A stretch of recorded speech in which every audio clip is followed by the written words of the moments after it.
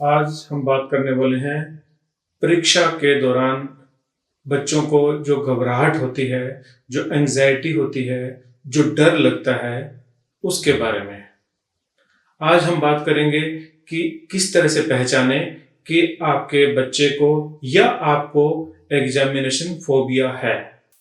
और आज के वीडियो में हम बताएंगे कि आप इससे किस तरह से ओवरकम कर सकते हैं और होम्योपैथिक मेडिसिन किस तरह से आपको हेल्प कर सकती है। एग्जामिनेशन की ये एंजाइटी जिसके कारण आपकी याददाश्त में कमी हो सकती है, समझने में आप गलती करेंगे, एग्जाम में सिली मिस्टेक्स आप करेंगे, कंसंट्रेशन आपकी पुअर हो जाएगी, क्वेश्चंस में ध्यान नहीं लगेगा और आप रिकॉलिंग एरर भी करने लग जाते हैं। रिकॉलिंग एरर का मतलब है कि जो आपने पढ़ा था, जो आपको याद है, अब आपको भूल गया है और सच में भूल भी जाते हैं। ऐसा होने से आपकी परफॉर्मेंस ओवरऑल 10 to 15 परसेंटाइल गिर सकती है। और ये परफॉर्मेंस गिर जाने का क्या परिणाम होगा कि आपको ये एंजाइटी और बढ़ जाएगी, आपकी परफॉर्मेंस कम हो जाएगी, आपकी याददाश्त कम हो जाएगी और इसके कारण आप अपने गोल्स को अचीव नहीं कर सकते।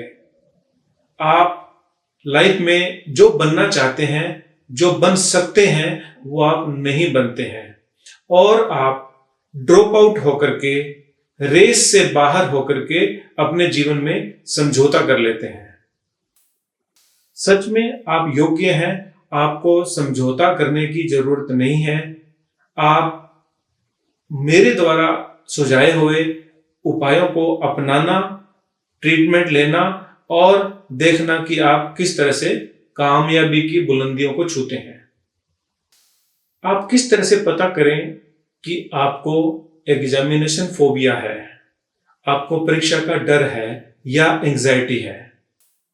उसके कुछ लक्षण हैं जो मैं आपको बता रहा हूं। लक्षण में क्या होगा कि आपको भविष्य में होने वाली इस एग्जाम जैसी घटना का पूर्व में ही आभास सा होने लगता है और आपको डर लगने लगता है, आपको घबराहट होती है, आपको बेचैनी होती है, आपको असफलता का डर लगने लगता है और दिल की धड़कन आपकी बढ़ जाती है, पल्पिटेशन कहते हैं इसको। आपका मुंह सूखने लगता है, आपको पसीना आने लगता है, हथेलियों में, पैरों की तलियों में पसीना आना एंजाइटी का लक्षण होता है। आपको यूरिन और स्टूल फ्रीक्वेंट जाने की इच्छा होती है या आपको कब्ज भी हो सकती है। आपकी भूख गायब हो जाएगी, आपको बार बार प्यास लगने लगेगी, आपका मुंह सूखने लगता है, आपकी नींद में बेहद कमी आ जाएगी और अगर नींद आती भी है तो नींद टूटेगी, क्वालिटी ऑफ स्लीप डिस्टर्ब हो जाएगा, पढ़ने में मन नहीं लगेगा, कंसंट्रेट आप कर नहीं पाएंगे, रिकॉलिंग आपकी बिल्कुल पुअर हो जाएगी, आपको लगेगा कि मैं तो सब कुछ भूल गया हूं, मुझे तो कुछ भी याद नहीं है। आपको इरिटेशन यानी कि चिड़चिड़ापन आ जाएगा, गुस्सा आपको आ जाएगा, छोटी छोटी बात पे हर्ट होने लग जाएगा, आप इतने सेंसिटिव हो जाएंगे कि कुछ भी कहने से आपको बुरा लगने लगेगा, आपका सिर दर्द हो सकता है, हाथों पैरों में बेचैनी इस कदर हो जाएगी कि आप अपनी उंगलियों को रेस्टलेस पाएंगे, आप बैठे बैठे पैरों को हिलाते रहेंगे। ये बेचैनी और नर्वसनेस बढ़ जाती है और अधिक हो जाने पर आपको रोना आ सकता है, आप शून्य प्राय हो जाएंगे, ब्लैंक हो जाएंगे, ऐसा लगेगा कि सब कुछ फिनिश हो गया है और आप डिप्रेस हो सकते हो, अवसाद की स्टेट में भी आप जा सकते हो। लगातार तकलीफ बनी रहने से हेडेक, मैंने आपको बताया कि हेडेक रहने लग जाता है, चक्कर भी आ सकते हैं, आपको पैनिक अटैक भी हो सकते हैं और अत्यधिक हो जाने पर सुसाइड जैसे विचार भी आते हैं, आत्महत्या करने का विचार मन में आने लगता है। ऐसा अगर आपके साथ है, इनमें से मेजॉरिटी ऑफ सिम्टम्स अगर आपके साथ है और कुछ कम है तो भी आपको ये परीक्षा का भय है, ये एग्जामिनेशन से लेकर के डर आपके अंदर है और ये फोबिया कहलाएगा। सभी को सेम लक्षण नहीं होते हैं, किसी को कुछ होगा तो किसी को दूसरा कुछ होगा। है ये एग्जाम का फोबिया या एंजाइटी ऑफ एग्जामिनेशन ही। इस एग्जाम की एंजाइटी को थोड़ा सा समझ लो, क्योंकि ये समझना इसके सॉल्यूशन के लिए बहुत जरूरी है। यहां पे 3 चीजों का बार बार प्रयोग हो रहा है। एक डर है, दूसरा एंजाइटी है और तीसरा फोबिया है। ये डर क्या होता है? डर होता है फियर ऑफ फेल्योर, कुछ बुरा हो जाने की आशंका। ये डर है।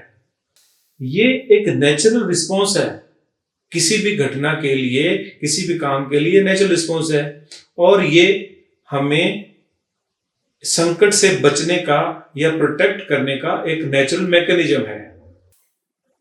फोबिया, जब ये चीज इरेशनल हो जाए, कोई मतलब नहीं है इतनी घबराहट होने का, कोई मतलब नहीं है इससे डरने का, जब ये इरेशनल हो गया तब ये कहलाएगा फोबिया। और जो आपके साथ अभी हुआ नहीं है, अभी होने वाला है, बेसलेस चीज है और फ्यूचर की चिंता है, तो ये कहलाएगी एंजाइटी। नाम चाहे कुछ भी हो, कह दिया कि ये है, लेकिन इससे ओवरकम कैसे हुआ जाए, इससे कैसे बचा जाए, ये है इंपॉर्टेंट। देखिए, एंजाइटी या फोबिया केवल आपको हुआ है या आपके बच्चे को है, ऐसा नहीं है। लगभग 25 से 40% लोगों को फियर ऑफ एग्जामिनेशन है और उससे लेकर के उनको एंजाइटी होती है। और एंजाइटी ज्यादातर अच्छे बच्चों को होती है, गुड बॉयज को होती है। और इसका गुड पार्ट है कि जिन्हें थोड़ी सी परवाह है, थोड़ी सी चिंता है, तो ही तो वो प्लान करेगा। अगर बिल्कुल गायब हो जाए एंजाइटी तो परफॉर्मेंस कम हो जाती है, बहुत ज्यादा हो जाएगी तो परफॉर्मेंस कम हो जाती है। हल्का सा सजग रहना, हल्का सा चिंतित रहना, हल्की सी सावधानी में चले जाना, ये तो आपकी कामयाबी के लिए आवश्यक है और ऐसा होना ही चाहिए। लेकिन इतना अधिक भी नहीं होना चाहिए कि आपकी सक्सेस की बाधा बन जाए, ये आपकी परफॉर्मेंस में रुकावट बन जाए। ये तो उससे हमने लिमिट करना है, रोकना है, कंट्रोल करना है। ये डर कुछ भी नहीं है, ये आपका बिलीफ है। आपको लगता है कि मैं कामयाब नहीं हो पाऊंगा, मुझे लगता है कि न जाने अगर मैं असफल हुआ, फेल हुआ, कम स्कोर किया तो न जाने क्या हो जाएगा। ये बिलीफ ही आपकी एंजाइटी का कारण बन गया। दरअसल हमें सीखने पे फोकस करना चाहिए, परफॉर्मेंस पे फोकस नहीं करना चाहिए। मैं क्या सीख रहा हूं, इस पे अगर ध्यान देंगे तो हमारा जीवन अच्छा होगा। हमने क्या स्कोर किया कल कोई नहीं पूछने वाला। आप कितने स्किल्ड हो ये पूछने वाले हैं लोग। आप स्किल ही आपका जीवन बनाने वाली है। स्कोरिंग तो केवल लर्निंग का ही एक पैमाना है। लर्निंग मीन्स याददाश्त। आपकी याददाश्त अगर अच्छी है, आपने स्कोर अच्छा कर लिया, लेकिन अगर आप काम को कर नहीं पाए तो क्या? तो लर्निंग आपके जीवन में इंपैक्ट डालने वाली है, मार्क्स नहीं। एक्चुअली जो हमारा एजुकेशन सिस्टम है ना, ये सिस्टम ही डिफेक्टेड है, ये बोरिंग है।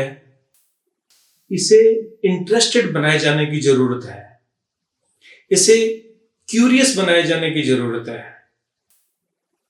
जिस तरह से आप किसी वेब सीरीज में खो जाते हो, ऐसा हमारा एजुकेशन सिस्टम नहीं बनाया जा सकता क्या? बनाया जाना चाहिए। आप घंटों जाग के 6-6 घंटे की वेब सीरीज को देख सकते हो, लेकिन पढ़ तो नहीं सकते ना। तो क्या एजुकेशन को इस तरह का नहीं बनाया जाना चाहिए? एजुकेशन सिस्टम प्रैक्टिकल होना चाहिए। प्रैक्टिकल ट्रेनिंग उसका मुख्य कंपोनेंट होना चाहिए। आजकल तो ऐसे लगने लगा है जैसे स्कूल और कॉलेज हमारी परफॉर्मेंस जज करने का एक प्लेटफॉर्म बन गया है, हमें सिखाने का प्लेटफॉर्म नहीं है वो। खैर, ये एक लंबा विषय हो जाएगा कि हम एजुकेशन सिस्टम या उस पर बात करें। हम क्यों ना एग्जामिनेशन फियर के ऊपर ही बात कर लेते हैं। एग्जाम का ये फियर आखिर होता क्यों है? इसके होने की जो वजह है ना, वो है हमारे द्वारा बनाया गया प्रेशर। प्रेशर चाहे माँ बाप बना ले, चाहे बहन भाई बनाए, चाहे टीचर बनाए, चाहे व्यक्ति खुद से बना ले। हमने अगर एक प्रेशर बना लिया कि हमें ये करना है, तो फिर एंजाइटी होना निश्चित है, क्योंकि उसके साथ ऑटोमेटिकली एक थ्रेट जुड़ जाता है और फेल्योर का कॉन्सिक्वेंस जुड़ जाता है। अगर आपने कम स्कोर किया तो आपका एडमिशन नहीं होगा, आप फेल हो जाएंगे, आप प्रमोट नहीं होंगे। तो वो डर जुड़ गया साथ में, एक थ्रेट जुड़ गया साथ में। तो ये एक प्रमुख कारण बन गया है हमारी एंजाइटी का, एग्जाम से होने वाले डर का। अगर पहले की कोई फेल्योर की हिस्ट्री है, पुअर परफॉर्मेंस की हिस्ट्री है, तो वो कंडीशनिंग बन जाती है कि पिछली बार ऐसा हुआ था तो अब भी कहीं ऐसा ना हो जाए।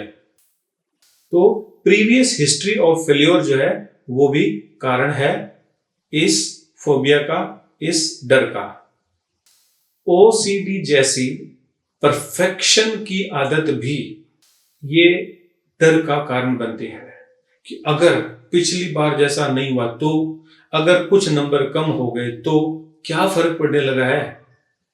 ये विचार क्यों नहीं आता हमारे अंदर? तो एब्सोल्यूट परफेक्शनिस्ट होना एंजाइटी को जन्म देता है। कुछ लोगों की अगर तैयारी सच में अच्छी नहीं है, कम तैयारी के या बिना तैयारी के वो एग्जाम देने जा रहे हैं, तो कुछ अलग तरह की एंजाइटी भी हो सकती है। अगर आपकी लर्निंग स्किल डिफेक्टेड है, पढ़ने का तरीका ही गलत है, याद करने का तरीका ही गलत है, तो नेचुरल है आपकी तैयारी अच्छी नहीं है, आपने टाइम पूरा दिया है, तो फिर रिजल्ट बैड हो सकता है। इसलिए आपको एंजाइटी ऑफ एग्जामिनेशन हो सकती है। कुछ लोगों की पर्सनैलिटी ऐसी होती है कि वो टिमिड होते हैं, वो भीरू होते हैं, वो एंजाइटी के ऑलरेडी एक पेशेंट होते हैं, उन्हें सोशल एंजाइटी होती है, या जनरलाइज्ड एंजाइटी डिसऑर्डर के जो पेशेंट होते हैं उन्हें भी एग्जाम का ये डर अधिक होता है। जिनके परिवार में माँ बाप या बहन भाई को एग्जाम का डर है, या जो जनरलाइज्ड एंजाइटी डिसऑर्डर के जो पेशेंट्स की फैमिली के बच्चे होते हैं या उनके जो सदस्य हैं, उन्हें भी ये एग्जाम का डर अधिक सताता है। जिनके माँ बाप बहुत ज्यादा परफेक्शनिस्ट होते हैं कि एक नंबर भी नहीं कम होना चाहिए, ऐसे वाली जो सोच लेके फैमिलीज के लोग होते हैं, उनके बच्चे भी इस तरह के डर के शिकार होते हैं। ये जो एग्जाम का पैटर्न है ना, ये पैटर्न बहुत बुरा पैटर्न है। स्कोरिंग नहीं होनी चाहिए, स्कूलिंग तक तो एटलीस्ट ग्रेडिंग ही होनी चाहिए। जहां एक एक आधा आधा नंबर की मारामारी हो गई, वहां पे कंपटीशन बढ़ गया और प्रेशर बच्चों के ऊपर बढ़ गया। इसलिए ग्रेडिंग सिस्टम इज गुड। और जहां तक सवाल है कॉम्पिटिटिव एग्जाम्स का, तो उन एग्जाम में आप उस कैंडिडेट की योग्यता को परखो, उसके सीखने की योग्यता को परखो, उसका एप्टीट्यूड टेस्ट करो। और ऑलमोस्ट सबको पढ़ने और सीखने की तो आजादी होनी ही चाहिए। आप एग्जिट एग्जाम ले लो, आप वो एग्जाम टफ कर दो जिससे उसे उस तरह का काम करने का लाइसेंस मिल जाता है, चाहे डॉक्टर बनने का हो, एडवोकेट बनने का हो, सीए का हो, या कुछ भी करने के बाद में, पढ़ने के बाद में लाइसेंस जो मिलता है वो आप टफ करो। पढ़ने के लिए, इंटरेस्ट के लिए एग्जाम इतना टफ नहीं होना चाहिए। मेरा विषय नहीं है, लेकिन मुझे लगता था कि मैं ये बात बोलूं कि पढ़ाई का अधिकार सबका होना चाहिए। आप अपने मानक तय कर लो कि इतना स्कोर करने वाला ही डॉक्टर बनेगा, कोई दिक्कत नहीं है। एटलीस्ट उसको पढ़ने का तो अधिकार मिलना ही चाहिए। अब देखते हैं कि इंजीनियर को उनका काम नहीं आता, डॉक्टर्स को उनका काम नहीं आता, और वकीलों को धाराएं नहीं पता होती है, न जाने क्या ही है। तो ये जो है ना, क्वालिफाइड इलिटरेट जो होते हैं ना, ये सोसाइटी के लिए बहुत डेंजर है। इसलिए कुछ बदलाव जरूरी है, एजुकेशन सिस्टम में बदलाव जरूरी है। खैर, फिर से हम आते हैं अपने मुख्य टॉपिक के ऊपर। वो है कि इस डर को ओवरकम कैसे करें, इस एंजाइटी को और फोबिया को ओवरकम कैसे करें।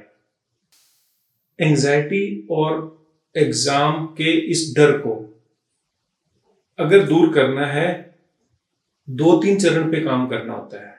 पहला तो यही मान लेते हैं कि कल ही एग्जाम है, हमारे सिर पे एग्जाम है, अभी हमारे पास ज्यादा वक्त नहीं है, और हमारा बच्चा या हम बहुत एंक्सियस हैं, हमें बहुत डर लग रहा है।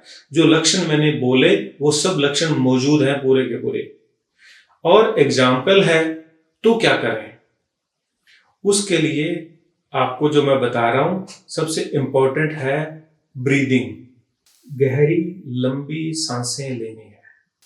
पूरी गहरी लंबी अंदर सांस लेके थोड़ा सा रुक के और धीरे धीरे उसको बाहर निकालना है।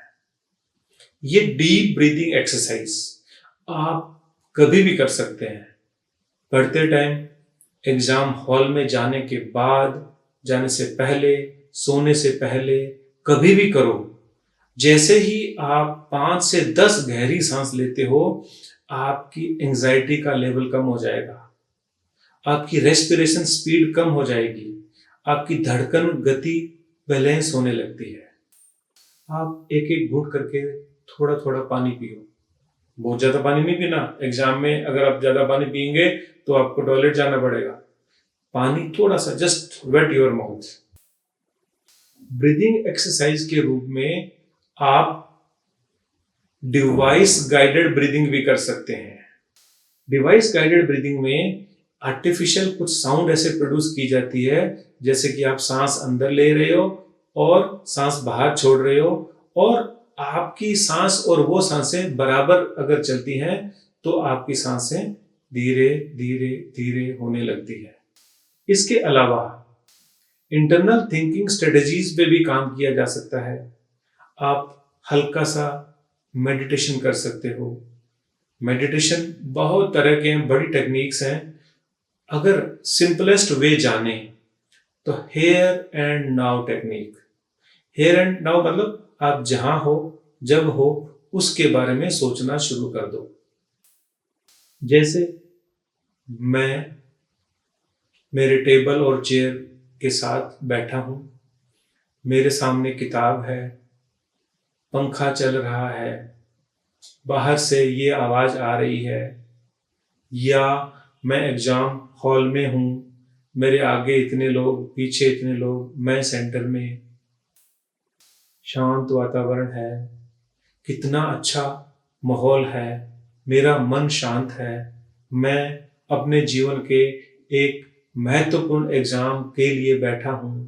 जैसे ही आप अपने चारों ओर के लिए अवेयर होते हैं तो फ्यूचर से हट गए ना, और आप प्रेजेंट में आ गए, आपकी एंजाइटी या डर कम होने लगता है। एग्जाम के दिनों में जब एग्जामिनेशन चल रहे हो तो आपके ऊपर पढ़ाई का बहुत लोड होता है, लेकिन उस लोड के साथ में भी आपको बीच में ब्रेक्स लेने चाहिए, और उन ब्रेक्स में आप नहा लो, आप अपना ब्रश कर लो, शेविंग कर लो, बाल कंघी कर लो, थोड़ा कपड़े चेंज कर लो, फ्रेश हो जाओ।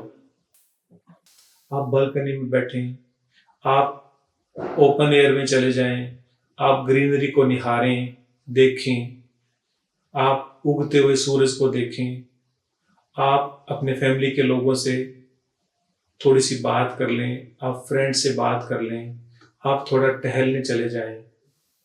और अगर कुछ दिन बचे हुए हैं एग्जाम में तो आप खेलने भी जा सकते हैं। तो ऐसा उस तनाव वाले माहौल से डिस्ट्रैक्ट करने के लिए आवश्यक है। एग्जाम के दिनों में भी नींद पूरी जरूर लें। प्रॉपर स्लीप बहुत ही जरूरी है। और इसके साथ एक और चीज जरूरी है, वो ये है कि अपने नींद के, जागने के और स्टडी के आवर्स में बहुत ज्यादा बदलाव ना करें। जैसे मान लो एग्जाम आपका सुबह 9 बजे से है, तो ऑफ कोर्स आपको 2 घंटे पहले रेडी होना पड़ेगा। तो आप 7 बजे उठने का रूटीन कम से कम 1 महीना पहले जरूर बना लें। जिस दिन एग्जाम है उसी दिन पहली बार आप अगर काफी दिन के बाद 7 ही बजे उठे हैं तो आपकी बॉडी समझ ही नहीं पाएगी वो सब चीजें। आप अपने सोने का टाइम भी फिक्स करें। आपको हर हालत में 7 घंटे नींद लेनी ही चाहिए। और अपने सोने का टाइम आप फिक्स कर लेंगे तो वो बायोलॉजिकल क्लॉक फिक्स हो जाती है। तो वो जो क्लॉक फिक्स हो जाएगी तो आपको उस समय नींद आने लगेगी। तो ऑफ कोर्स अगर आपको सुबह 7 बजे उठना है तो आपको 10-11 बजे के आसपास सोना ही चाहिए। इस तरह से सोने की जब आदत आप 1 महीना पहले डाल लेंगे तो एग्जाम के दिन आपको ना सोने की प्रॉब्लम है ना उठने की प्रॉब्लम है।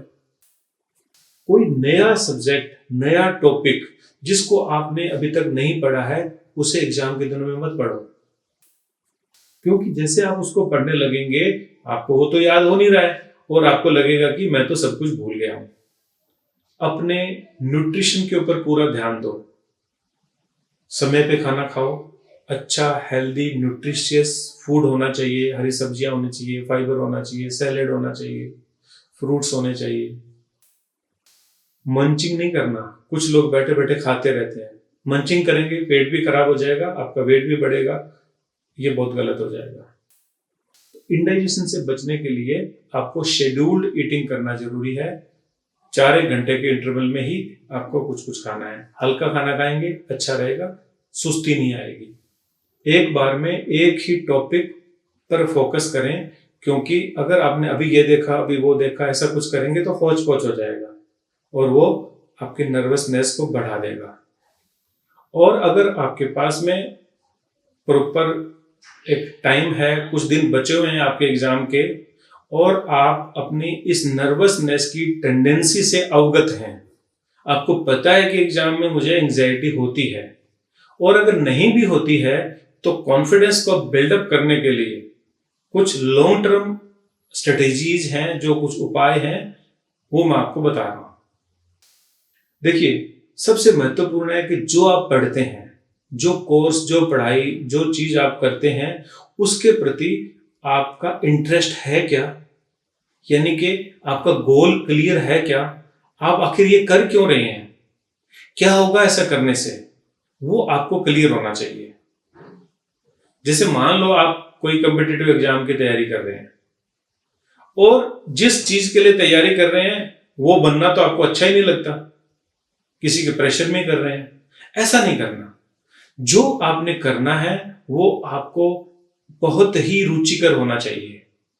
भूखे प्यासे नींद के बिना करने जैसी भावना अगर है और आप उसके लिए बने हुए हैं, आपको लगता है मैं इसी चीज को जीता हूं, वो स्टडी करनी है। तो ये गोल क्लियर होना और सब्जेक्ट का आपके लिए रुचिकर होना बहुत जरूरी है। जब सब्जेक्ट आपके लिए रुचिकर है तो अब स्ट्रेटेजीज पर काम करना है, प्लानिंग पे काम करना है। बहुत पहले से एक टाइम टेबल, एक शेड्यूल आपको बना के रखना है। तब ये पढ़ूंगा, तब ये करूंगा, तब रिवाइज करूंगा, ऐसा बहुत पहले से बनना चाहिए। आज और अभी से बनना चाहिए। जितना भी समय बचा है उसी को कर लो। एक शेड्यूल होना बहुत जरूरी है। इतने घंटे पढ़ूंगा और ये पढ़ूंगा, ये आपको पता होना चाहिए। सोर्सेज आपको डिफाइन होने चाहिए, स्ट्रेटेजीज आपको डिफाइन होनी चाहिए। आपकी रिकॉलिंग जो प्रैक्टिस है वो आपको पता होनी चाहिए। आप लिख के याद करेंगे, आप न जाने कैसे याद करेंगे, वो सब आपको डिसाइड होना चाहिए। सब्जेक्ट के अंडरस्टैंडिंग पे काम करना है, केवल रटना नहीं है। आपको समझ आना चाहिए कि यस, ये यह होता है। आपको नॉलेज के लिए पढ़ना है, आपको स्कोर के लिए पढ़ना ही नहीं है। खेल की तरह पढ़ाई में मन लगाएं, खेल की तरह पढ़ाई को रुचिकर बनाएं। उसमें इतनी रुचि आपको होनी चाहिए जैसी आपके पसंद वाले खेल में आपको होती है। अपने आप को, अपनी टेक्निक को, अपने रिसोर्सेज को जब आपने तय कर लिया तो कंपेयर मत करो किसी से। उसका ऐसा है तो मेरा ऐसा वाला है, वो ये करेगा तो मैं ऐसे करूंगा, ऐसा नहीं होना चाहिए। आप अपना देखो, ना ही अपनी एबिलिटी को कंपेयर करो। किसी को एक बार पढ़ने से याद होता है, किसी को 10 बार पढ़ने से याद होता है, तो क्या हुआ, वो 10 बार पढ़ लेगा। किसी को नंबर्स ज्यादा याद होते हैं, किसी को थ्योरीज याद होती है, तो जिसको जो होता है वो करेगा। तो कंपेयर नहीं करना, ना आपको करना है, ना ही आपके पेरेंट्स को चाहिए कि आपको कंपेयर करे कि उसका बेटा ऐसे, उसकी बेटी ऐसे। ऐसा कंपैरिजन होता ही नहीं है। ईश्वर ने सभी जीव यूनिक बनाए हैं, उन जैसा कोई भी नहीं होता। पढ़ाई करने का तरीका सबका अलग अलग होता है, ये तो मैंने आपको बता ही दिया, वो अलग होता ही है। अब आपको फाइनल जो एक रिवीजन करना होता है ना, एग्जाम से जस्ट पहले 2 दिन, 5 दिन, 1 हफ्ता पहले, उसकी स्ट्रेटेजी आपको पहले से बना के रखनी है। उसके लिए माइक्रो नोट्स बहुत जरूरी हैं, नोट्स बहुत जरूरी हैं। वो नोट्स आपको फाइनल तैयारी या फाइनल रिवीजन में काम आने वाले हैं, तो वो पहले से तैयार रहने चाहिए। सोशल मीडिया या टीवी जो भी है, इनका इस्तेमाल स्टूडेंट को तो लगभग नहीं करना चाहिए या बहुत ही लिमिटेड करना चाहिए। अगर आपने अपने टाइम को मैनेज नहीं किया, अगर आपने लीकेज बंद नहीं करी, तो फिर बड़ा मुश्किल हो जाएगा। आपको बहुत अच्छी सी प्लानिंग लेके चलनी है, वेस्टेज ऑफ टाइम नहीं करनी है। जो प्रोडक्टिविटी है वो बनी रहे, ऐसा ही आपको ध्यान रखना है। एक लगातार परसिस्टेंस, ये बहुत ही इंपॉर्टेंट टिप होता है सक्सेस का। आपको 4 दिन पढ़ लिया फिर 2 दिन नहीं पढ़ा, ऐसा नहीं करना है। आपने जो अपना नियम बना लिया, जो आपने तय कर लिया, जो स्ट्रेटेजीज बना ली है, जितना शेड्यूल तैयार कर लिया है, उसके ऊपर स्टिक रहना है, चिपक के रहना, उस पर कड़ा रहना है, बदलाव नहीं करना। बेटर कर सकते हो लेकिन ड्रॉप नहीं करना है। अपना एक सपोर्ट सिस्टम जरूर बना के रखो। सपोर्ट सिस्टम किसको कहते हैं? जैसे आपके दोस्त हैं, फैमिली मेंबर हैं, बहन भाई हैं, टीचर हैं, उनसे कुछ ऐसी बॉन्डिंग होनी चाहिए आपकी जो आप कभी भी अपनी कोई भी बात को शेयर कर सके। चाहे अपनी एग्जाम की एंजाइटी हो, कोई टॉपिक हो, नहीं समझ में आ रहा हो, या मैं ये नहीं करना चाहता, मैं ये करना चाहता हूं, ये सब कुछ आपको गाइड करने के लिए आपके जीवन में किसी का होना जरूरी है। परफेक्ट नहीं हो कोई बात नहीं, लेस परफेक्ट सही, 1 नहीं 2 सही, 2 नहीं 4 सही, एक किसी से पूछा, दूसरी बात किसी और से पूछी, तो ऐसा करके एक सपोर्ट सिस्टम बन गया। ये सपोर्ट सिस्टम जो है, ये बहुत बड़ी ताकत होती है हमारी। ये एक सामाजिक ताकत है, ये एक सोशल स्ट्रेंथ है। ऐसा होने से अगर हमारा सपोर्ट सिस्टम स्ट्रोंग है ना, तो सुसाइड के केसेस कम हो जाएंगे, डिप्रेशन बहुत कम हो जाता है। और सिस्टम के साथ साथ हमें अपनी बात कहनी जरूर है। ऐसा नहीं है कि जैसे मैं अगर आज रात को नहीं सोया तो मैं अपनी मां को नहीं बताऊं। क्यों नहीं बताऊं? बता दो। बताने मात्र से आपके लेवल ऑफ एंजाइटी कम हो जाती है। अगर सॉल्यूशन ना भी मिले ना, तब भी अगर अपनी बात को कह देते हो तो ये बहुत बड़ा रिलीजिंग फैक्टर है। तो सपोर्ट सिस्टम बनाया जाना चाहिए। पेरेंट्स और दोस्तों को चाहिए एक दूसरे को बोलें कि यस, मैं तुम्हारे साथ हूं, मुझे सफलता और असफलता से कोई लेना देना नहीं है, मुझे केवल तुमसे लेना देना है। ये शब्द बोलो, बहुत ताकत मिलेगी स्टूडेंट को। गलत तरीके और शॉर्टकट तो मत ही अपनाओ। आप मत सोचो कि मैं किसी से पूछ लूंगा, नकल कर लूंगा, कुछ कॉपी कर लूंगा, ऐसा वैसा, या मैं एग्जाम के दिन में ये फलाना कोई क्वेश्चन मेरे को इंपॉर्टेंट बता देगा, ये वो, ये मत करो। ऐसा करने से तो आप अपने कॉन्फिडेंस को और लूज करने वाले हो। इसमें टाइम बर्बाद भी होता है, उतना पढ़ लो। तो कॉन्फिडेंस बना के रखो और शॉर्टकट्स पे नहीं जाओ। अगर आपके पास सपोर्ट सिस्टम नहीं है ना, तो आप लिख लो, अपने एंजाइटी का कारण लिखो कि मुझे ये लग रहा है कि मैं एग्जाम में फेल हो जाऊंगा, मेरा स्कोर कम आएगा, मैं ये सिलेक्शन नहीं ले पाऊंगा, ये वो कुछ लिखो उसके अंदर। और फिर आप अगर समय बचा हुआ है तो देखो कि कहाँ पे गलती हो रही है, क्यों हो रहा है ऐसा। अगर आप उसके लिए अपने आप को कॉम्पिटेंट नहीं पाते हो तो छोड़ दो, कुछ और कर लो, जीवन तो चलाओ ना। लेकिन मैं समझता हूं कि अगर आपके गोल्स क्लियर है, आपको स्पष्ट है कि मुझे ये करना है, आपके अंदर उसकी योग्यताएं हैं, तो आपकी स्ट्रेटजी बदल लेने से आप उनको अचीव कर पाओगे। एंजाइटी भी रिजॉल्व की जा सकती है अगर आपको उसका ट्रू कॉज पता चल गया तो। और इलाज के रूप में होम्योपैथी इस एग्जाम के डर रूपी एंजाइटी और फोबिया के लिए बेस्ट सॉल्यूशन है, क्योंकि होम्योपैथिक दवाई से कोई ना तो डिपेंडेंसी होती है, ना इस दवाई से नशा आता है, ना नींद आएगी, ना नींद गायब हो जाने वाली है। होम्योपैथिक मेडिसिन शरीर में जाकर के नेचुरल सिस्टम्स को बैलेंस कर देती है और आपका जो थिंकिंग पैटर्न है उसको लॉजिकल बना देती है। इरेशनल थिंकिंग ही तो है ना फोबिया, तो उसको रैशनल बना देगी। तो ऐसा करने से आपका एंजाइटी का लेवल कम हो जाएगा और आप इससे मुक्त हो जाएंगे। आपके लिए काउंसलिंग भी बहुत यूजफुल है। जो साइकोलॉजिकल काउंसलिंग होती है ना, वो इस एंजाइटी और एग्जाम के डर के लिए बहुत ही इफेक्टिव है। हमारे सेंटर पे हमने बहुत लोगों को एग्जाम से पहले ये काउंसलिंग दी है और शानदार रिजल्ट देखे हैं। ऐसे बच्चे हमारे पास आए हैं जो एग्जाम में अपीयर ही नहीं होना चाहते थे, इतना डर था उनके अंदर कि मुझे तो कुछ आता ही नहीं है, मैं तो फेल ही हो जाऊंगा, इट इज बेटर कि मैं एग्जाम ही ना दूं। और वो बच्चे बढ़िया स्कोर करके एग्जाम देने के बाद में निकले हैं। किससे? काउंसलिंग से। तो काउंसलिंग और होम्योपैथिक ट्रीटमेंट ये दो ऐसी चीजें हैं जो किसी के भी लाइफ के अंदर बहुत ही बड़ा चेंज ला सकती है, इसमें कोई शक ही नहीं है।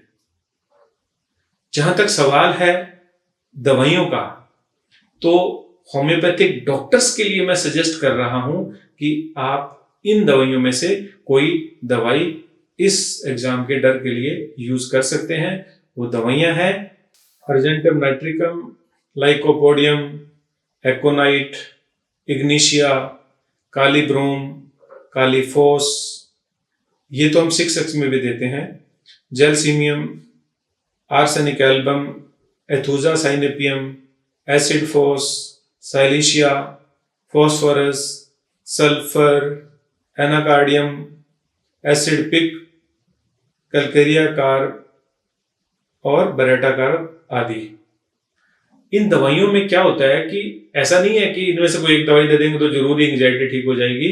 सिम्टम्स पे दवाई होम्योपैथिक सिलेक्शन होती है, ये तो आप जानते हैं। किसी पेशेंट को पल्पिटेशन होता है, किसी को धड़कन बढ़ती है, किसी को नींद नहीं आती है, किसी को हेडेक होता है, किसी को कुछ जो भी है, तो वो किस तरह के लक्षण हुए और बाकी जो बॉडी के जनरल पैरामीटर्स है उनको देख करके और बाकी हिस्ट्री के बेस पे मेडिसिन का चुनाव किया जाता है। तो आशा है आज का वीडियो आपके लिए बहुत यूजफुल रहा होगा। आपके बच्चों के लिए या आपके लिए ये यूजफुल है तो जरूर कमेंट आप करेंगे, मुझे अच्छा लगेगा। और इस वीडियो को आप एग्जाम देने वाले बच्चों को या उनके पेरेंट्स को फॉरवर्ड करें, जिससे उनका फायदा हो सके। आप सदा खुश रहें, आप निरोग रहें। मैं डॉक्टर A.K. लाडूना आपके अच्छे जीवन की कामना करता हूं। नमस्कार।